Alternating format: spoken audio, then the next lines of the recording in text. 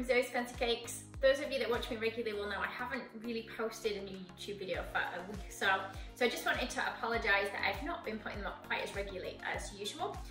I'm going to put this little video on just for the meantime, just so that I've put a video on here, and then the new ones will be coming out soon. So there's a Valentine's one, and then Mel from Arcane as well will be coming out on here soon, and that's a little figure that I made with the new figure mold that I have. But in the meantime, this video now that I'm going to show you, I didn't make it for YouTube, so it's not as instructional as what they would normally be. Yeah, I'm going to play it. It's one I just made for my community group that's over on Facebook. It's kind of me messing around with the Bundt tin. Doesn't necessarily work out as I planned, but hey. I'm going to put it on just so there's a video going on here. And for anybody that doesn't know, I do have a Facebook page, but also a Facebook community page called Zoe's Fancy Cakes, and on there I show other little videos that might not necessarily come onto the YouTube channel, and they are usually just snippets of me playing around with products and things that we do tend to sell on our website. Right, I'm going to leave you guys to this video. Enjoy. So I have been playing around with making some bits and pieces for, like, I know I need to finish this one, for like some Valentine's tutorials. So I will show you them properly, like my little stripy cherry.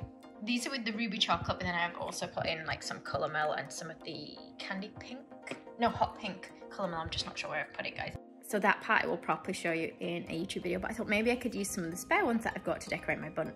I need to bake it first. Also going to have a bit of a play around with these two chocolate molds. The hot one I've used before.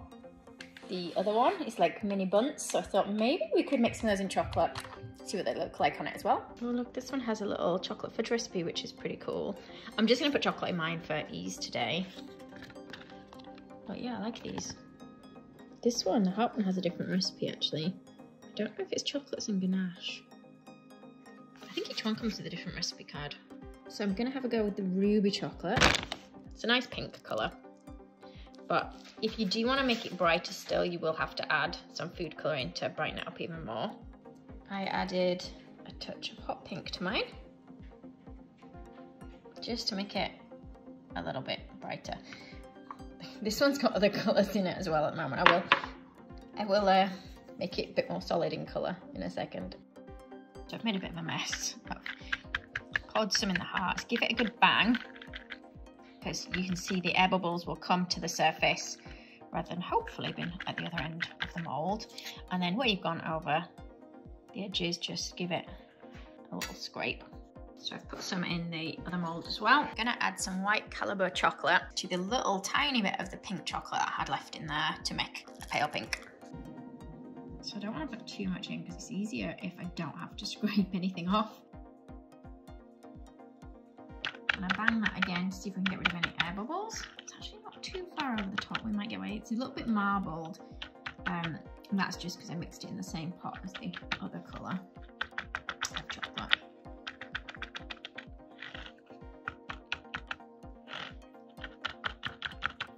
You can see the air bubbles coming to the surface a little bit when I do pat it. And if you've got a bit left over and no space in your chocolate moulds, obviously you can leave it and remelt it, or if you want to, guys, you can make like a chocolate bark. So if I just put this out on some greaseproof paper, and give it a nice little spread around. I don't want it too thin. And like I say, you can put this in other moulds if you prefer. Now the greaseproof paper I'm using has got bits of chocolate on it already, but it's fine.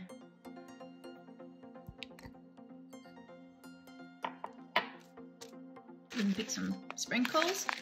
I think this ones might actually be baby ones, but I thought they were quite nice for Valentine's, but they're very similar in colour, so let's go for some slightly different ones. And we'll just sprinkle some of this onto there. And we can always cut this up into smaller pieces and add it to the top of our Bundt cake later.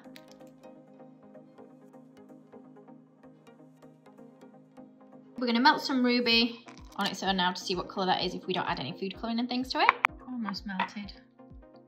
I'd say it's a slightly less bright pink, the ruby itself, but it's still a really nice colour, so you could get away without adding any food colour into that.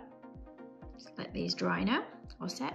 I've also put the leftover bit on the greaseproof paper, just so you can see the difference in colour between the ruby and the ones with food colour. Just a little quick look at what I was making for the YouTube video, so I'll put that online soon. While the chocolate's setting, I did go put makeup on because I was doing my YouTube video. I'm going to show you what I made in the YouTube video, which might not be out by the time you guys watch this, but keep an eye out for it, because I just used like all the chocolate and the same kind of things that I was doing for this, or some similar things. So I went with buttercream again, guys. Excuse my clothes holes in the background. And then we did like the chocolate on the fruit, cherries, strawberries, and Oreos. Yeah, I like these ones. And the chocolate has set now. I think I tempered it okay, guys, because it's kind of come away from the greaseproof paper on its own. Sometimes if I don't temper the chocolate right, it doesn't do that. Usually you can tell if it's got a snap, like if it doesn't snap properly. Also, if it takes a long time to set, then, you know, it sometimes means that you've not tempered it properly. What I do tend to find, guys, is the ones that I've had food colour to did take a little bit longer to set than like the ruby one on its own that didn't have food colouring added to it. That set much quicker than those with food colouring.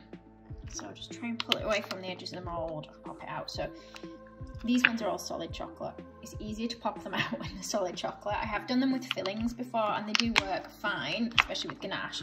But if you put a really thin shell of chocolate on, then sometimes they can break when you're trying to force them out. Look, it's got a little bit of marbling effect in there. Let's have a go with these ones. So just check that they come away easily from the edges. Ooh, bit of an air bubble in that one. Just push your mould back into shape.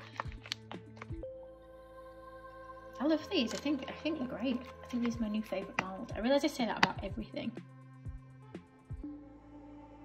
So let's preheat the oven. Does anyone else have an oven that is in a different language to what they speak? I was gonna lower the temperature. I'm gonna be honest, I don't know how you use the oven. So let's just put it on 160 and see what happens. Okay, I changed my mind and went for chocolate cake for the cake. I'm gonna put some ruby chocolate chips in. I don't know what they'll turn out like. Oh, actually I should have maybe put flour on them so they don't all sink to the bottom of the cake.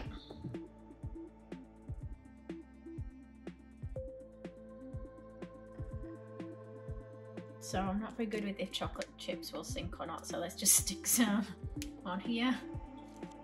You can tell, guys, I'm not really a baker. I like the decorating part more than the baking, so I don't do a huge amount of baking. I know this year I thought it'd be good for me to try and do more baking, but we'll see. And I need to share my chocolate cake recipe with you guys as well, which actually is my sister's chocolate cake recipe that I've always pinched and used.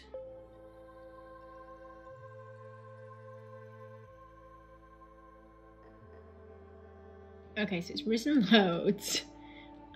Which usually is because I've got it on a little bit too high, but I actually turned the temperature right down. So, like I say, I'm not the best baker. It's out of the tin, and I had a disaster. So it fell apart when I took it out of the tin. I'm actually thinking now, like, it took so long to cook because I put too much cake mix in maybe as well. But yeah, so one half is not attached to the other half. Let's melt some more chocolate, just a tiny bit of ruby this time. It did actually add a tiny bit of white and pink food colouring because it was just a bit too peachy for me.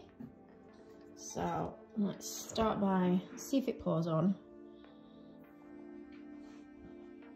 I'm starting on the cracked bit at the back. See if we can kind of cover up some of this bit here first. And then let's bring it around the front. I'm starting to think I might not have melted enough. I guess we'll see.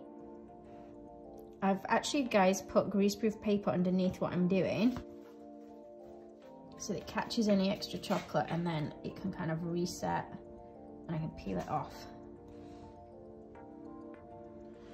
Actually not dripping as much as I thought it would do. Okay, I added more chocolate. It's just very thick. Very, very thick. And then I think I'm just going to add some sprinkles. I realise I'm not very good at holding the camera and doing things at the same time. Sorry, guys. Also, let's use some of that chocolate bark. Now, I really want to use some really big pieces, but I think that might be a bit too much on a bundt cake. Also, my chocolate's a bit too thick, so you can't really see the patterning of the bundt anymore. It's really thick.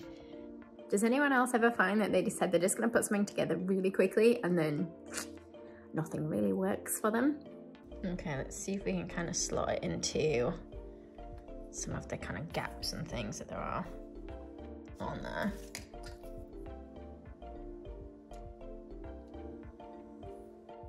Let's use some of the darker one as well. I'm trying to push it right into the cake, see if it'll stay up. I'm not sure if it will or not. Maybe it needs to go that way round.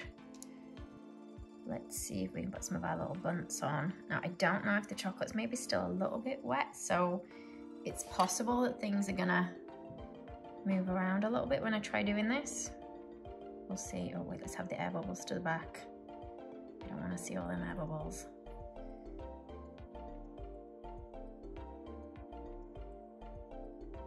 This one doesn't want to go in the right place.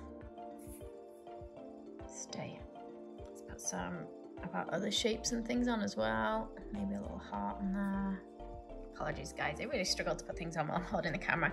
So I kind of, in the YouTube video, I did some little like stripy cherries and things as well. I'm just wondering if they would go on anywhere. That would look pretty cute in there somewhere. It's getting there. I realise it doesn't look great on camera, but it is gradually getting there. I think it's maybe slightly less obvious that I broke it, maybe.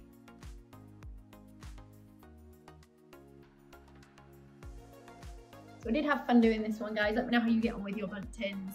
I would have another go and rush it a bit less maybe next time.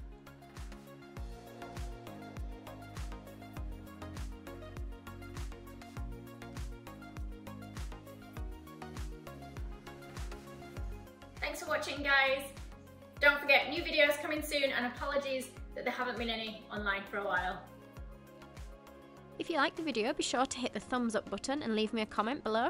You can see more of my tutorials by clicking on the images on screen now. If you haven't already, make sure you click the subscribe button to stay up to date with my future tutorials. There are also links in the description box below where you can find me on Facebook, Instagram and more.